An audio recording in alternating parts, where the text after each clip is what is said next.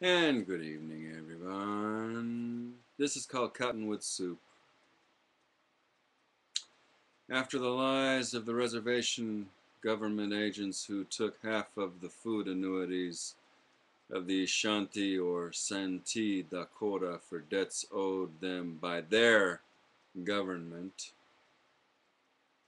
after all the killing and the crying out during the uprising of the Dakota in response to the Minnesota uprising, to this justified starvation after Abraham Lincoln had signed for 38 Dakota warriors to be hung in Mankato, Minnesota, out of the 300 charged with starting the uprising and the acts of violence perpetrated during the uprising.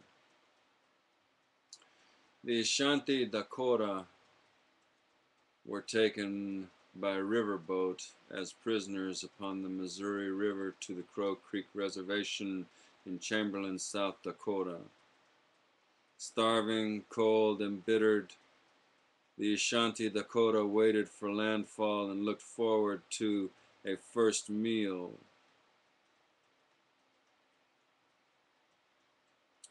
Words fell from Washington, D.C., and paced and pale men accepted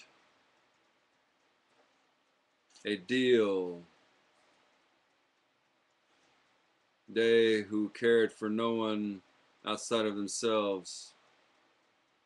And so with the reek of their souls and their smile and a Judas handshake upon riven skins, they sold this contracted, much-needed food along the route they took to Crow Creek. Blood money, the taking of a life, a bullet and a gun is only one way of many.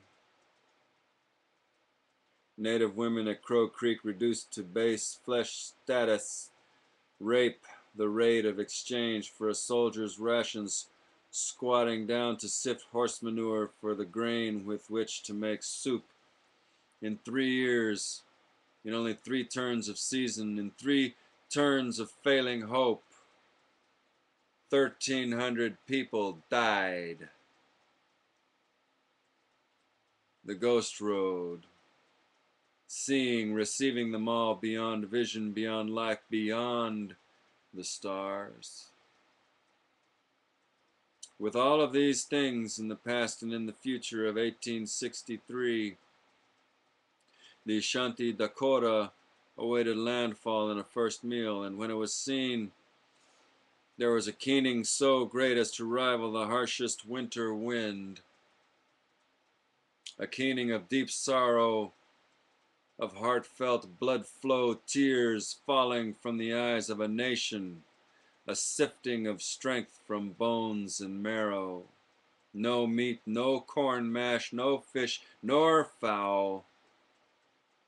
Nothing but flour and water for the boiling in a dugout piece of cottonwood tree. Yes, you who are paced and pale, we see you.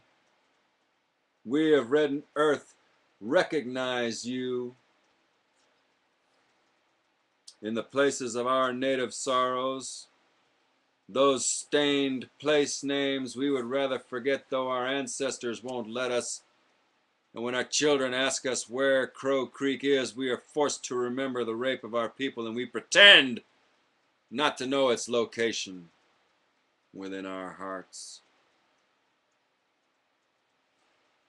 As casually as Little Crow, the reluctant leader of the Dakota uprising, was shot for the $25 a Dakota scalp was worth, his body dumped on top of a trash heap at a local slaughterhouse, his skeleton and scalp later displayed by Minnesota's Historical Society. As casually as that, did you starve a people, a red earth nation, once a free people,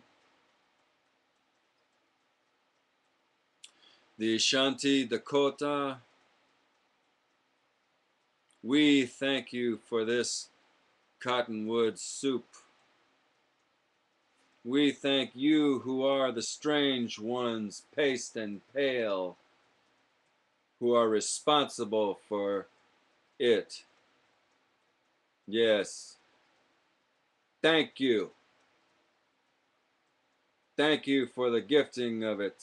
Thank you for our cottonwood soup.